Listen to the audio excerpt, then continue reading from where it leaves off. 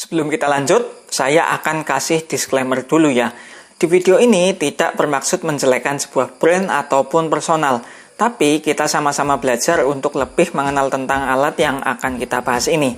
Yang setuju, lanjut!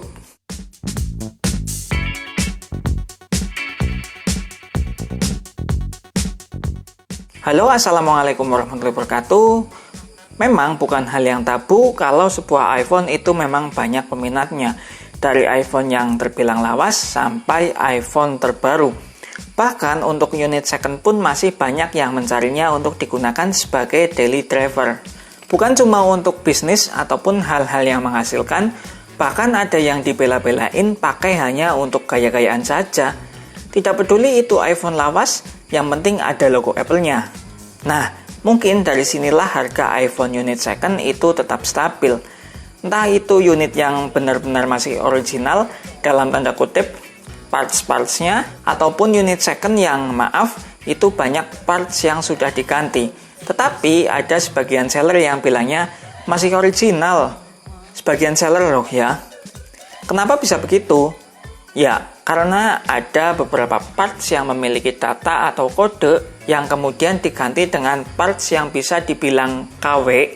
Kemudian data ini di-copy dari yang original, kemudian dipaste ke parts yang KW tersebut. Seperti LCD yang memiliki fitur True Tone. Kemudian contohnya lagi seperti baterai, di mana alat ini bisa memanipulasi kapasitas maksimal di iPhone kita, yang mungkin tadinya sudah 80%, kemudian disetting dengan alat ini dalam beberapa menit sudah 100% lagi. Sebenarnya apa sih alat ini? Apakah sebegitu mudahnya untuk didapatkan? Ya, alat ini adalah iCopy. Berbentuk seperti handphone, ada LCD-nya untuk melihat datanya, dan terdapat berbagai macam soket untuk melakukan copy paste datanya. Entah itu soket LCD ataupun soket baterai. Dari pencarian Mas Senot, memang ada satu produk yang paling populer, yaitu Xianli. Mungkin setelah video ini kalian bisa melihat sendiri ya di Google. Nah, dibaca dari mereknya, alat ini kemungkinan besar dibuat dari Cina. Dan untuk mendapatkan alat ini pun terbilang mudah ya. Contohnya di marketplace ini, di mana ketika kita mengetikkan iCopy, alat ini akan langsung muncul dengan harga yang cukup terjangkau. Bahkan bisa saya bilang ini murah ya, karena alat ini menghasilkan uang lagi. Bahkan juga ada jasa untuk copy True Tone dengan harga segini. Melihat dari sisi fungsionalitas, alat ini memang banyak manfaatnya. Tapi imbasnya secara tidak langsung yaitu user iPhone yang belinya secara second dari seller yang kurang jujur. Untuk cara penggunaan alat ini bisa kalian lihat ya, banyak sekali teknisi yang expert dengan alat ini. Mungkin sebagai contoh pencarian tembak True Tone. Dan akan langsung muncul. Yang intinya alat ini bisa mengcopy data dari LCD yang original, kemudian data ini dimasukkan ke LCD yang KW. Tapi tidak semua LCD KW bisa ya. Kemungkinan LCD KW dengan kualitas yang cukup bagus dan support dengan data True Tone tersebut. Nanti bisa kalian tonton sendiri ya. Kemudian fitur untuk merubah kapasitas maksimal sebuah iPhone. Bisa kalian cari suntik baterai iPhone. Saya memang tidak tahu caranya bagaimana, tapi ketika menonton dari salah satu teknisi yang expert, kelihatannya itu soket dari baterainya disambungkan ke iCopy tersebut. Kemudian mungkin disetting sedemikian rupa sehingga nanti ketika iPhone itu dinyalakan lagi dan dilihat kapasitas maksimalnya sudah 100% lagi.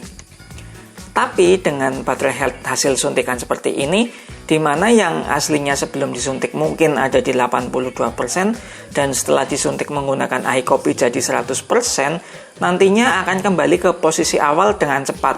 Entah itu karena siklus pengecasan atau setelah upgrade iOS. Saya pernah lihat videonya dari tangan belang, izin ya bang, yang ternyata iPhone XS yang dibeli yang awalnya 100% itu turun drastis ke 91%.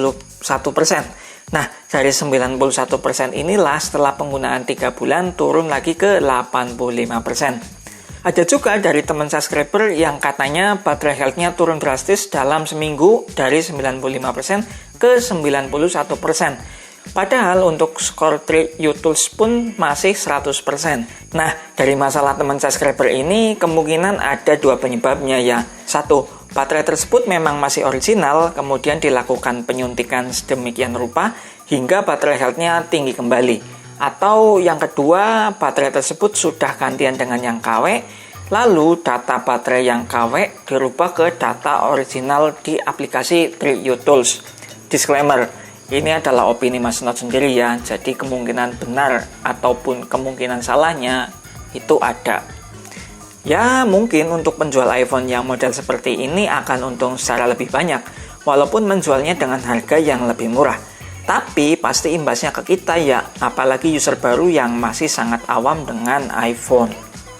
Sebenarnya sih kita bisa mengetahui apakah LCD dan baterai tersebut sudah bukan ori atau memang manipulasi dengan mengecek secara teliti atau mempercayakan kepada user yang sudah paham untuk mengecek sebelum membelinya.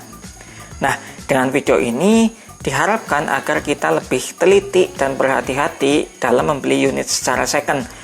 Bukan bermaksud menggurui, tapi di sini kita sama-sama belajar agar lebih tahu. Mungkin cukup segini ya videonya. Kalau ada kesalahan silakan koreksi di kolom komentar. Jangan lupa like, komen, dan juga subscribe biar Mas Not semakin berkembang. Semoga video ini bermanfaat dan terima kasih. Wassalamualaikum warahmatullahi wabarakatuh.